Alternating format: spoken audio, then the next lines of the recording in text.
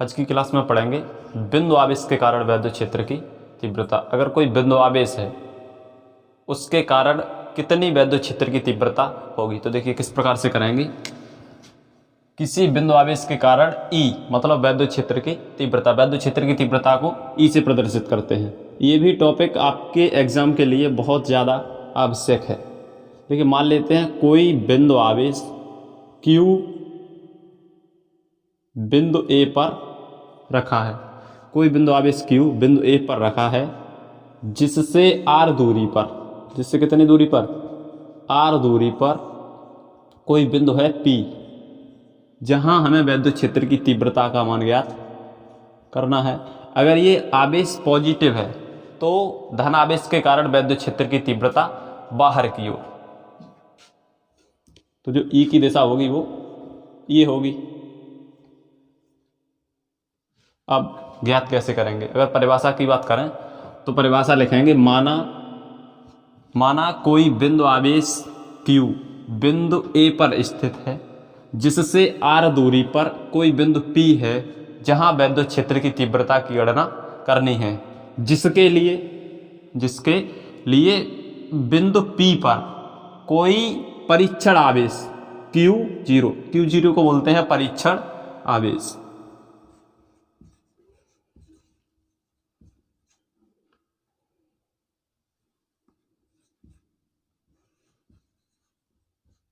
परीक्षण आवेश जहां बिंदु P पर कोई परीक्षण आवेश को लेके आते हैं, तब कूलाम के नियम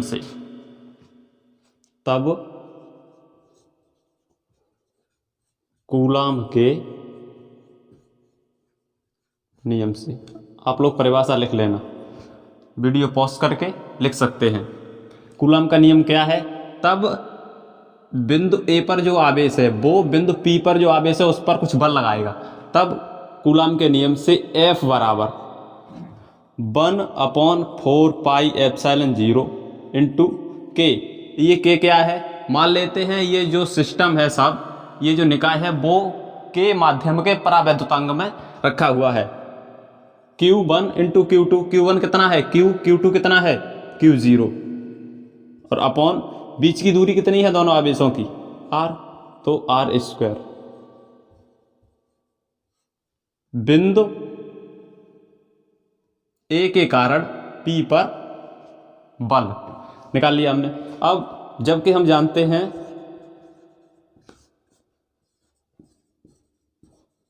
वैद्युत क्षेत्र की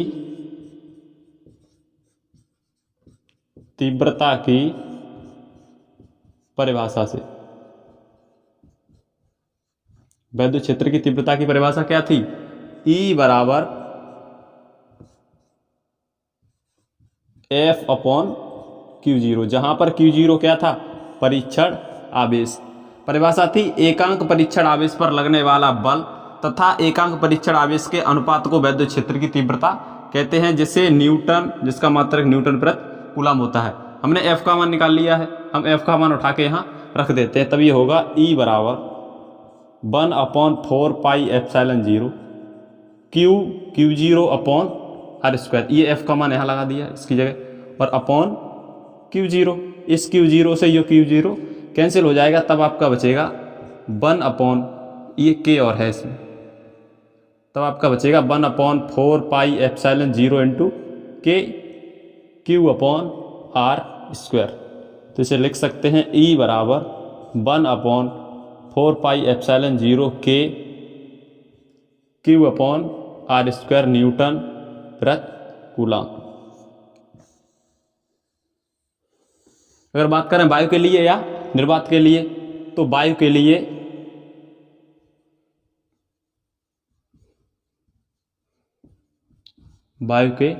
पिछली क्लास में आपको बताया था कि वायु के लिए K का मान कितना होता है 1।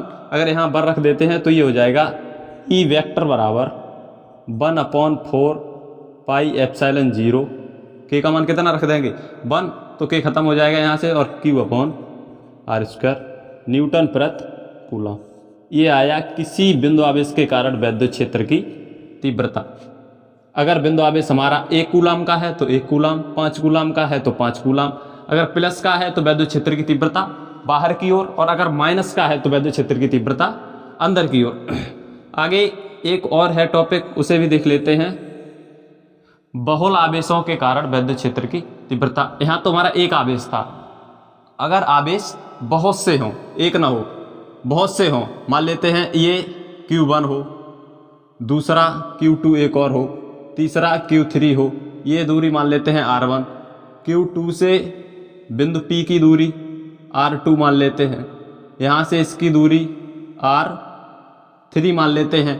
तब इस पर कितना, बिंदु P पर कुल वैद्युत क्षेत्र की तीव्रता कितनी होगी।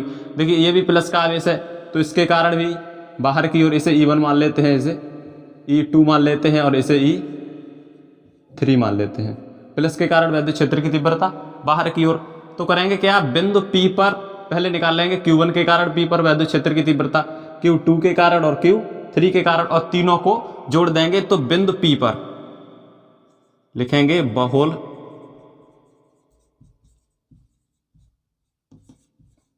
आवेशों के कारण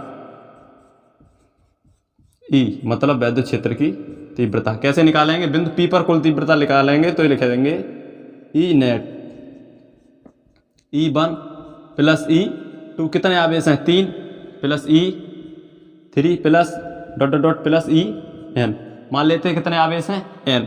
तब जो E नेट आएगा वो आएगा आपका E1 का मान।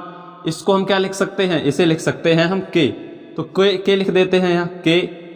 पहला आवेश क्या है Q1, तो ये हो जाएगा Q1 अपॉन R1 का स्क्वायर, प्लस इसमें भी K Q2 अपॉन R2 का whole square, plus dot dot dot Qn upon Rn का होल स्क्वायर। सब में K है, सब में K है, K कॉमन ले सकते हैं, तो ये हो जाएगा K Q1 अपॉन R1 का square plus Q2 upon R2 का square plus dot dot dot plus Qn upon Rn का होल स्क्वायर। इतने न्यूटन प्रति कूलम। ये निकलेगी बिंदु P पर कुल तीव्रता, अगर आवेश कितने हों, बहुत से आवेश हों तब।